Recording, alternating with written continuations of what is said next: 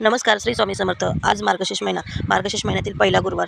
तर चला आज पूजा मांडून घेऊयात. सर्वात आधीवर पाट हातरून त्याच्यावरती एक स्वच्छ कापड हातरलेला आहे व त्याच्यावरती अक्षता टाकून हळद कुंकू टाकून घेतलेलं आहे.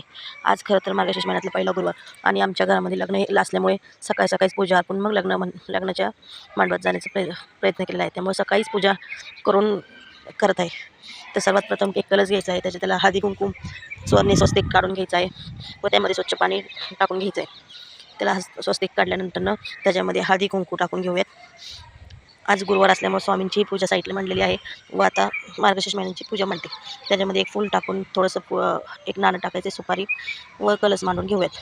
मी जास्त काही सजावट करत नाही, अगदी साध्या पद्धतीने पूजा मांडत आहे. त्यामुळं कशा पद्धतीने मांडायची हे नक्की घेऊयात. नंतर नागिनीची पानं ठेवून त्याच्यावरती 5 फळं व्हायचे आहेत व नंतर त्याच्यामध्ये आपण जे ओटीचं सामान आहे ते ओटीचं सामान हे साईडने व्यवस्थित ठेवून घ्यायचं आहे व एक छोटीशी लक्ष्मीची मूर्ती आहे, ती मूर्ती वगैरे सगळं मांडून पूर्ण पूजा घ्यायची. काल चंपाषष्ठी असल्यामुळे माझे खंडोबाचेही उपवास होते व त्यामुळे नागदिवे केलेले होते. ते तसेच तीही पूजा तशीच ठेवलेली आहे.